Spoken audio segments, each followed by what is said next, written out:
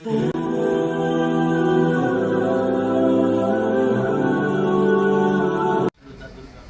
سال گزر گئے، کتنے سال گزر گئے میں بتاتا ہوں کتنے سال گزرے۔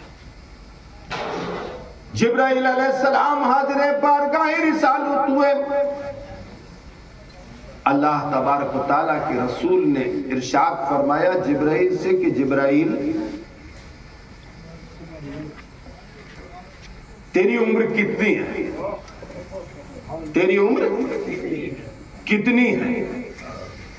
عرض کیا یا رسول اللہ مجھے نہیں معلوم کہ میری عمر کتنی ہے، مگر میں اتنا جانتا ہوں اب 70,000 اور 72,000 کو آپس میں ضرب دے لینا تو تمہیں پتا چل جائے گا کہ عرش کے نیچے مصطفیٰ کتنے سال تک جلوہ بار رہے، مگر اتنے سال تک جلوہ بار رہے یہ بات نہیں، سوال یہ پیدا ہوتا ہے کہ اتنے سال تک اللہ تبارک و تعالیٰ نے مصطفیٰ کو عرش الہی کے نیچے کیوں رکھا؟ فوراً جب 18,000 عالم کی تخلیق ہو گئی تھی تو آدم علیہ السلام کا پتلا بنا کر عرش کے نیچے سے نور مصطفیٰ کو لے کر آدم کی پیشانی میں رکھ کر آدم کو دنیا میں کیوں نہیں بھیج دیا؟ یہ سوال پیدا ہوتا ہے اور یہی سوال جواب ہے۔ اسی سوال میں اہل سنت والجماعت کے عقیدے کا جواب ہے۔ تھوڑا سا میں تقریر کو بکھیرتا ہوں۔ سلطان الہند خواجہ غریب نواز معین الدین چشتی اجمیری سنجری کی بارگاہ میں آئیے، غوث اعظم قطب عالم محبوب سبحانی راز ربانی شیخ عبد القادر جیلانی کی بارگاہ میں آئیے،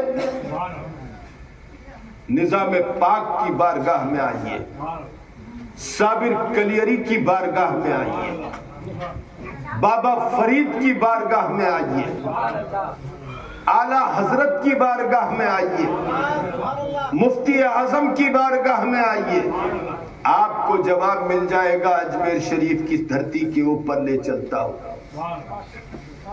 ایک ذات تھی جو افغانستان کے راستے سے ہوتی ہوئی ہندوستان کی سرزمین کے اوپر قدم رکھ رہی ہے، ایک نحیف اور کمزور ذات جس کی ناک ٹیڑھی ہو گئی تھی، آنکھیں حلقے کے اندر دھس چکی تھی، کان کی لوک پلٹ گئی تھی، داڑھی بکھری ہوئی تھی، سینے کی ہڈیاں سامنے نظر آ رہی تھی، کانپتے ہوئے قدم تھے، سوکھی ہوئی کلائیاں تھی۔ یہ تصویر ہے تمہارے غریب نواز کی تصویر، جبہ و دستار میں چمکتے ہوئے چہروں میں ولایت کو تلاشنے والوں، جب تک زہد و تقوی کی منزل سے کوئی نہیں گزرتا، جب تک عبادت و ریاضت کی منزل سے کوئی نہیں گزرتا، تب تک اسے تر لقمہ کھانے کا حق نہیں ہوتا۔ یہی تو بغداد کے شہنشاہ نے بتایا تھا۔ جب عورت اپنے لال کو چھوڑ گئی تھی تربیت کے لیے، سال بھر کے بعد آئی تو دیکھا کہ اس کا لال روکھی روٹیاں کھا رہا ہے اور عبد القادر مرغا کھا رہے ہیں۔ کہا میرے سرکار میں نے اس لیے آپ کو نہیں چھوڑا تھا، آپ کے پاس نہیں چھوڑا تھا کہ میرے بچے کو سوکھی ہوئی روٹیاں کھلائی جائیں اور آپ تر لقمہ کھائیں۔ کوئی جواب نہیں دیا تھا عبد القادر نے۔ مرغے کو کھانے کے بعد مرغے کی ہڈیوں کو سمیٹا تھا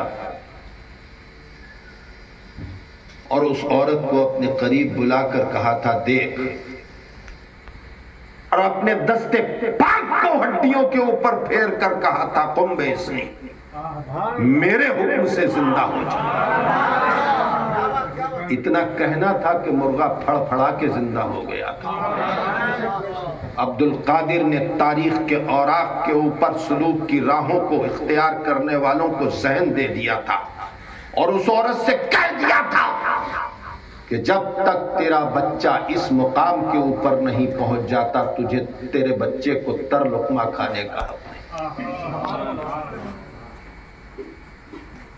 وہ صابر کی ذات تھی، 12 سال تک اپنے ماموں کے حکم پر روٹیاں کھلاتے رہے،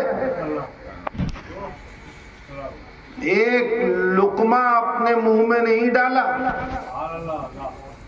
عبادت کرتے رہے، ریاضت کرتے رہے، زہد کو اختیار کیا، اور تقوی کی اس بلندی کے اوپر کہ 12 سال کے بعد جب فرید نے بلایا اور پوچھا کہ صابر میں نے سنا ہے کہ 12 سال ہو گئے تو نے روٹی نہیں کھائی، لنگر میں سے کچھ نہیں کھایا، سرخ آنکھوں کی سرخی میں مزید اضافہ ہوا، گردن کو جھکا کے جلال میں ڈوبے ہوئے بلکہ سراپا جلال بن چکے۔ اس صابر نے جواب دیا تھا آپ نے مجھے کھلانے کا حکم دیا تھا، کھانے کا حکم نہیں دیا۔ جب تک تقوی اختیار نہیں کرتا، جب